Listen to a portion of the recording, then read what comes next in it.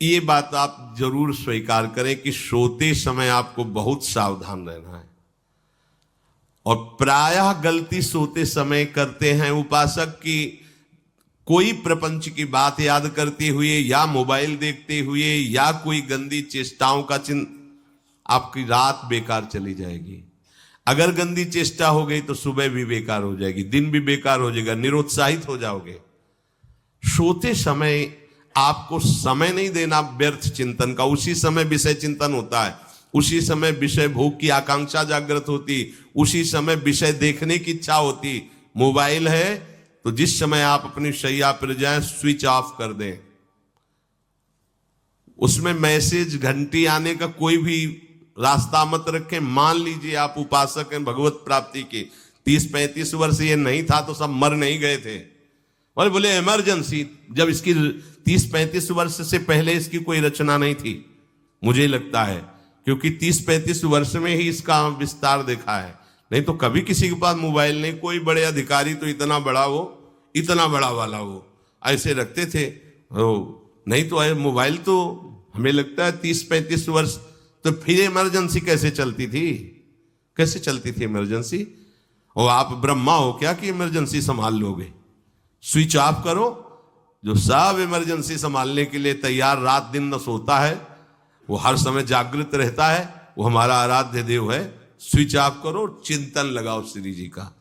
ये जो रात्रि के शयन के समय मोबाइल में इधर उधर दृश्य देखने हैं, अपने सर्वनाश का बीज बोना है। मान लो, हमारी प्रार्थना मान लो, ये उस समय मन आपको परेशान करेगा जब कमरे की सिटकिनी अंदर से बंद होगी। सबसे प्रार्थना है रात्रि के शयन के समय। तो बोले फिर ठीक है 10 बजे तक देख लेंगे मोबाइल, इसके बाद शयन के समय भजन कर लेंगे। होगा ही नहीं। क्या तुम देखना चाहते हो?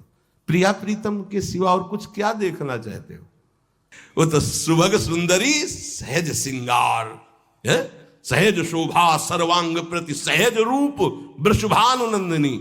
हमारी स्वामिनी जी की सुंदरता छुपाने के लिए आभूषण पहनाए जाते हैं। औरों को तो आभूषण सुंदरता बढ़ाने के लिए, यहां छवि के छिपाए बे को ऐसे के दास होके क्या देखोगे मोबाइल में? क्या देखना चाहते हो? वासना की क्रीड़ा, और तुम उस क्रीड़ा को देखना चाहते हो। परमार्थ के पथिक हो। देखना है तो प्रभु को देखने की वृत्ति रखो, अन्यथा मूंद लो आंखें। प्यारे, महान फल प्राप्त करोगे। सबसे प्रार्थना है एकांत में मोबाइल रूपी दुश्मन से बचो।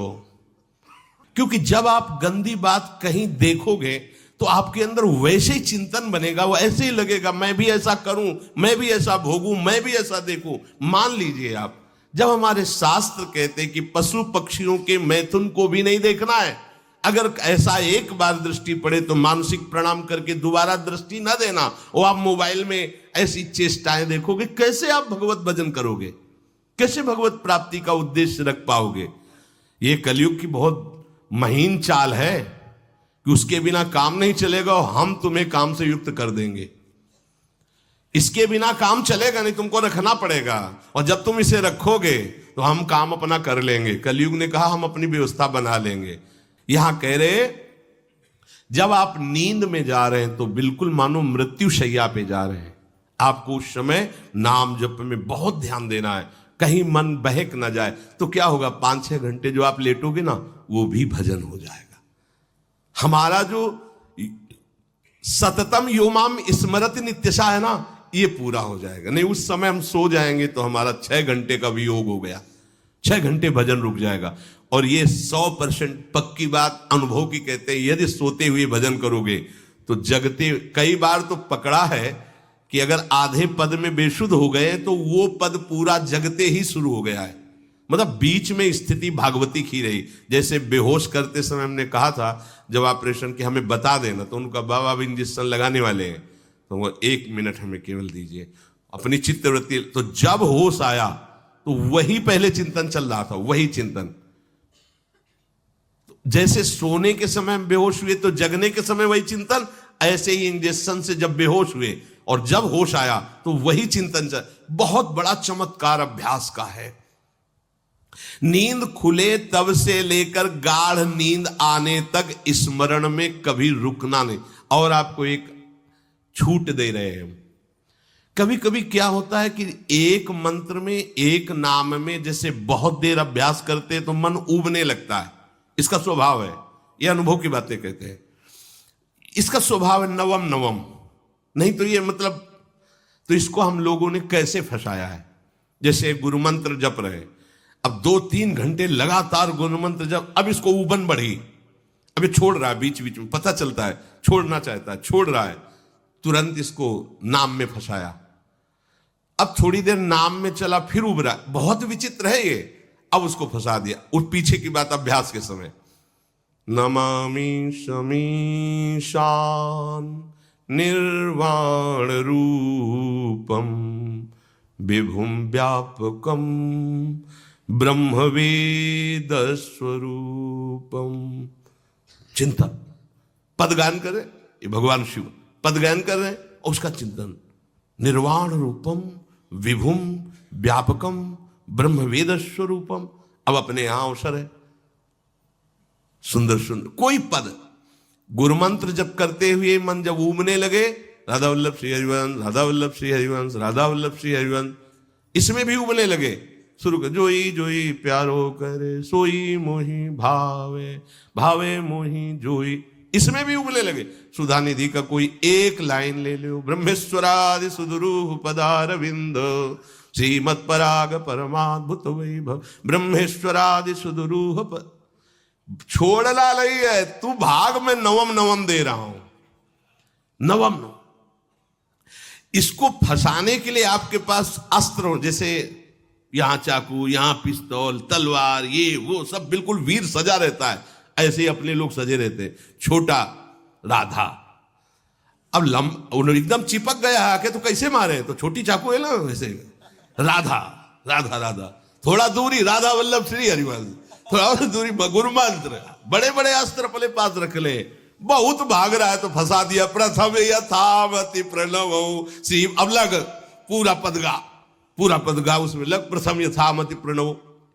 भोजन पाते समय ऐसा अभ्यास किया है, 1 घंटा के पहले भोजन नहीं होता, चाहे 2 रोटी पाना हो, समय लगता है भोजन। आराम, एक एक नाम, एक एक, कुछ भी हल्ला मचाओ, कोई फर्क नहीं पड़ेगा, अपना चलेगा।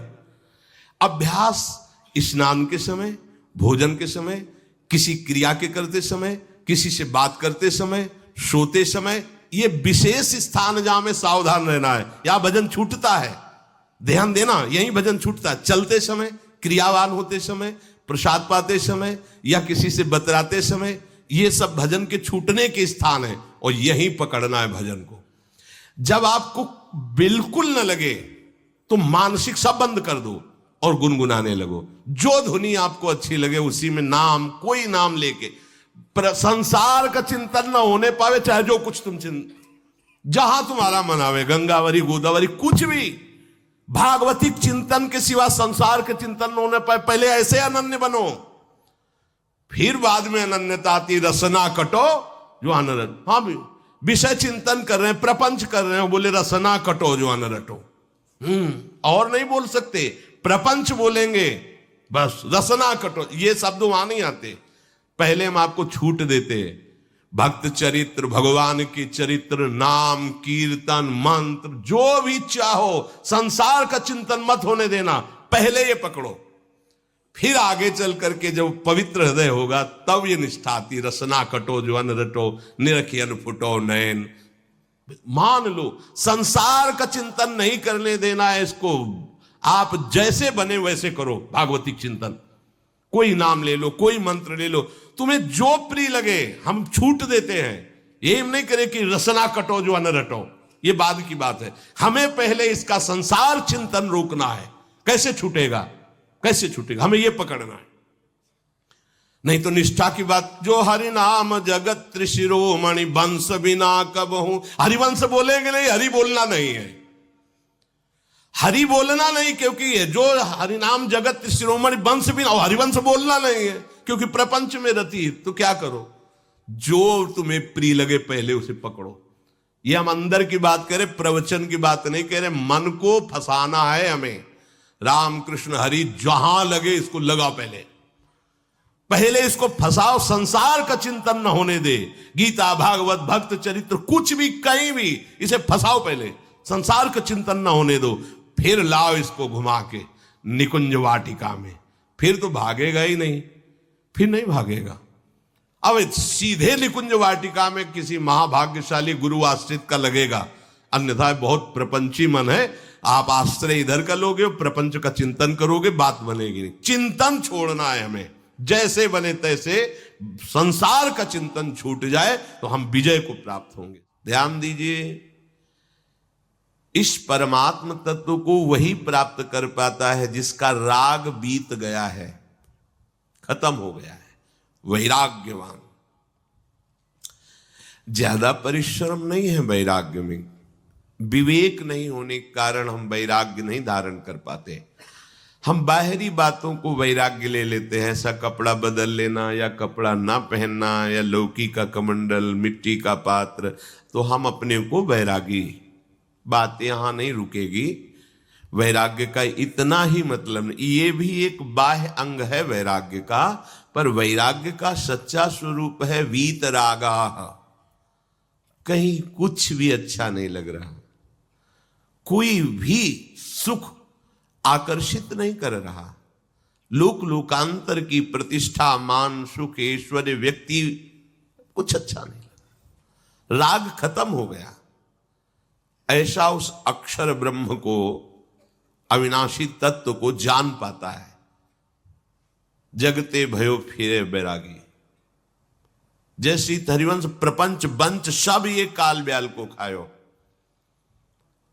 हालत यह है कि जैसे सांप ने मेढक को पकड़ रखा और मेढक सामने पतिंगा को, कीड़े को पकड़ना चाहता है, उसे यह पता नहीं कि मैं खुद किसी का कवल बन चुका हूं, वो एक झटके में मुझे अपने पेट में ले जाएगा। ऐसे ही हम सब हैं, काल के द्वारा ग्रसित है। काल ने हमें पकड़ रखा है, पर हम भोगना चाहते हैं। हम नाना प्रकार की मान प्रतिष्ठा पाना चाहिए, ये पता नहीं एक झटके में हमारा अस्तित्व ही खत्म हो जाएगा। जिनके अंतःकरण में किसी भी व्यक्ति, वस्तु, स्थान, पद, प्रतिष्ठा का राग ही नहीं रह गया है, उसे कहते हैं वैराग्य वान। वीतरागाह, राग ही नहीं है। जिनका अंतःकरण निष्पाप निर्मल हो चुका है, जिनके हृदय में केवल भगवत प्राप्ति की उत्कट लालसा जागृत हो गई है, ऐसा साधन संपन्न उपासक परमात्म तत्व में प्रवेश पाता है। अध्यात्म मार्ग की ऊंचाई पर वो स्थित हो जाता है। यदि छंतु ब्रह्मचर्यम चरंती, जिनकी इच्छा एकमात्र भगवत प्राप्ति की है, यदि छंतो, तो उनको क्या करना होगा? ब्रह्मचर्यम चरंती, ब्रह्मचर्य का पालन करना होगा। प्रत्येक इंद्रियों का निर्विषय हो जाना वास्तविक ब्रह्मचर्य है। केवल जनेंद्रिय से ही ब्रह्मचर्य को नहीं लेते। हमारी प्रत्येक इंद्रिय भोगों से रहित होकर भगवत अनुराग में, नेत्र प्रभु को देखना चाहते हैं, त्वगेंद्री प्रभु को स्पर्श करना चाहती है, घ्राणेंद्री प्रभु के श्री अंग की गंध पाना चाहती है, श्रवणेंद्री प्रभु के वचन सुनना चाहती है। एक एक इंद्रिय अपने प्रभु में लग गई, अंतर्मुख हो गई, बाहर विषयों का त्याग हो गया। इसे ब्रह्मचर्य कहते हैं। पर प्रारंभिक ब्रह्मचर्य में जनेंद्रिय का ब्रह्मचर्य अत्यंत आवश्यक है। यदि जनेंद्रिय जन्य व्यभिचार दोष से युक्त है तो कदापि उसे भगवत प्राप्ति नहीं हो सकती। शुभ गति व्यभिचारी शुभ गति चाहे असंभव। और भगवत मार्ग में सबसे बड़ा दुश्मन यही व्यभिचार दोष है, काम। इसी से हमारा हृदय मलिन होता रहता है। अंधा बटे और पड़ा चबाए वाली दशा रहती। कहते हमें 50 वर्ष हो गए। अरे 50 जन्म हो जाए तुम व्यभिचार करो, गंदी बातें करो, गंदे चिंतन करो, सो समय व्यतीत कर, अनंत जन्म व्यतीत हो गए, भगवत प्राप्ति हुई क्या? 50 वर्ष से भगवत प्राप्ति हो जाएगी क्या? 5 मिनट काफी है भगवत प्राप्ति में, एक बार नाम काफी है। वो स्थिति तो लाओ। बार बार बहिर्मुख वृत्तियों के द्वारा विषयों में सुख बुद्धि कर लेने से हमारा सारा का सारा अध्यात्म चिंतन बदलता रहता है, इसलिए लाभ नहीं मिल पाता, एक रस चिंतन नहीं रह पाता। बार बार विक्षेपी विषय करते रहते हो, हम सहते रहते हैं और भोगते रहते हैं। एक बार तो हिम्मत करके उठो, अवलो नशानी अब ना नशई हो, एक बार तो दृढ़ बनो। बस मन के अनुकूल चलने की बात को तुम्हें रोकना होगा, तभी तुम्हारे अंदर यदि क्षण तो ऐसी इच्छा जागृत होगी। पक्का पक्का ऐसा ही है, जब हम किसी विषय के वेग को सहते हैं, विषय नहीं भोगते हैं, तो मन बहुत जलाता है। उस जलन में फिर एक ही बात होती है, बस भगवत प्राप्ति हो जाए, झंझट खत्म हो जाए। कब तक हम इसमें चलेंगे? एक बार भगवत, वो जलन हमको भगवत प्राप्ति की इच्छा प्रकट करती है। अपने लोग क्या करते हैं, जलन को मिटाने की कोशिश करने लगते हैं, तो भगवत प्राप्ति की इच्छा क्या, भोग प्राप्ति की तृष्णा जागृत हो जाती है। भोगे हुए भोगों को बार बार भोगने की इच्छा का नाम तृष्णा है। बाहर और भीतर से कोई सहयोगी नहीं, जल रहा है उपासक, तब रास्ता निकलता है भगवत प्राप्ति का, तब इच्छा प्रकट होती। अब नहीं, बहुत जल लिया, अब तो केवल प्रियाजू के समीप जाना है, अब तो प्रभु के सानिध्य में रहना है, नहीं इन भोगों की जलन में जलना है। पर यहां तक पहुंचने के लिए जलना होगा, तभी लिखा सहित सहित बाढ़ है भगति तास्तिति क्षस्व भारत, क्योंकि आगमा पाइनो अनित्यास, ये नाशवान काम क्रोधादि तुम्हें प्रेरित करेंगे, तुम इनके वेगों को सह जाओ, ये स्थायी नहीं है। आगमा पाइनो है, आने जाने वाले हैं, और ये सहन करने से नष्ट होते हैं, भोगने से बढ़ते हैं। यदि क्षंतो, अगर भगवत प्राप्ति की इच्छा है तो ब्रह्मचर्यम चरंती, ब्रह्मचर्य का पालन करना ही होगा, इसमें कोई गुंजाइश नहीं, क्योंकि आप चल ही नहीं सकते। ध्यान से सुन लो, ये मनोरंजन का मार्ग नहीं है, इसमें मन ही मार तन हारिक वृंदावन में गाज, इसमें मन मारना होगा। प्रायः ये मन को दुलार करने वाले लोग कभी भाग्य से सत्संग में भी आ जाते हैं, कभी श्री विग्रह के दर्शन करने भी मंदिर पहुंच जाते हैं, कभी तीर्थ याटन भी करते हैं, पर इनका कोई लक्ष्य नहीं होता। आज सुन लिया सत्संग, बढ़िया है, लक्ष्य नहीं होता। यहां लक्ष्य वालों की बात हो रही। यदि क्षंतो, यदि तुम्हारी ऐसी इच्छा जागृत हो रही किसी जन्म में भगवत प्राप्ति करनी, तो ब्रह्मचर्यम चरंती, आप सच्ची मानिए, जिसके निकालने में तुमको सुख की अनुभूति हो रही, उसको रोकने में कितनी सुख की अनुभूति होगी। उन्मत्त हो जाओगे, बहुत जल्दी आपके सारे के सारे करण भगवदाकार होने लगेंगे यदि आप ब्रह्मचर्य का पालन करेंगे। शरीर स्वस्थ, हल्का, मन प्रसन्न, नींद आदि पर विजय, कितने गुण ही गुण। और ब्रह्मचर्यहीन आलस्य, प्रमाद, भोगों का चिंतन, मन का डिप्रेशन में पहुंचना, कमर में दर्द, टांगों में दर्द, सर में दर्द, घबराहट होना, बिना किसी कारण के मन भयभीत हो रहा है, भोजन अपच हो रहा है, बिना किसी प्रक्रिया के वीर नाश हो रहा है, बिना किसी प्रक्रिया के। काहे को मृत्यु स्वयं स्वीकार कर रहे हो, ये मृत्यु है। चाहे भगवान दत्तात्रेय जी बोल रहे हैं या भगवान कपिल देव जी बोल रहे हो, जब उपासक को संबोधन करते हैं भगवत प्राप्ति के लिए, तो कहते हैं कि इस भोग वृत्ति को साक्षात मृत्यु रूप देखो, ये मृत्यु है तुम्हारी।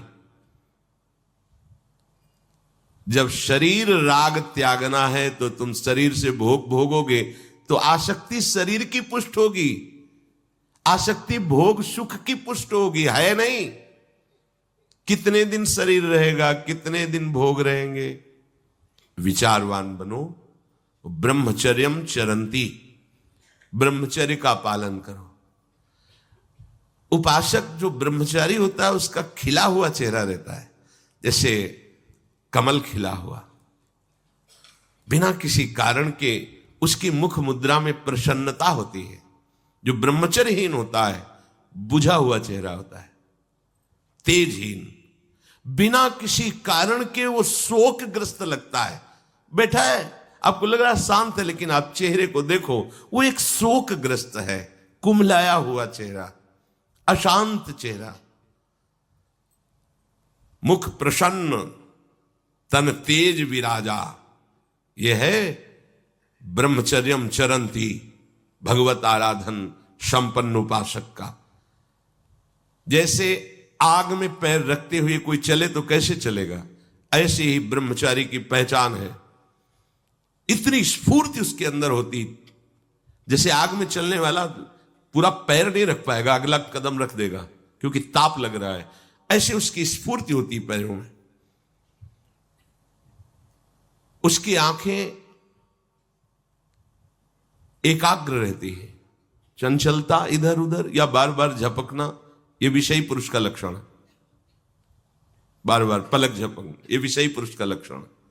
इधर उधर ताक झांक, चंचलता, ऐसा बैठे तिनका तोड़ रहा है, पैर हिला, यह सब विषयी पुरुष के लक्षण है। यह तो बिल्कुल साधारण स्पष्ट दिखाई देता है आदमी विषयी है या ब्रह्मचारी, एक सेकंड में लक्षण होते हैं। आपको जब भगवत मार्ग का अवसर मिला है तो गृहस्थ हो, संतान हो गई, ब्रह्मचर्य से रहो। नहीं चाहिए संतान तो भ्रूण हत्या, गर्भ हत्या जैसे महापाप करने की क्या जरूरत है। उसी वीर से संतान उत्पन्न होती है जिसको आप नष्ट कर रहे हो, जिसको आप ऐसे पानी में बहा रहे हो, व्यर्थ फेंक रहे हो, तो उसको भ्रूण हत्या का पाप लग रहा है, तो तुमको पुण्य लग रहा है, वीरपात कर रहे हो तुम्हें भी वही हत्या लग रही है, क्योंकि उसमें वही जीवात्मा है जो मां के गर्भ में जाके बालक रूप धारण कर लेती है, उसको तुम नष्ट कर रहे हो। पर बुद्धि भ्रष्ट हो गई है, समझ में नहीं आता, व्यर्थ में वीरपात करते हो, व्यर्थ में। तुम्हारा भजन बनेगा, तुम अध्यात्म के योगी बनोगे, मजाक है अध्यात्म का मार्ग। होश में हो जाओ, ये मन के दुलार को बंद करो। जब तक इच्छा ही नहीं भगवत प्राप्ति की तो फिर तुम कैसे भगवत प्राप्ति कर पाओगे। भगवत प्राप्ति की इच्छा कैसे होगी जब तुम्हारी इस तरह से निंदनीय वृत्तियां हैं। इंद्रियों को दुलार कर रहे हो, मन को दुलार कर रहे हो, भगवत प्राप्ति चाहते हो।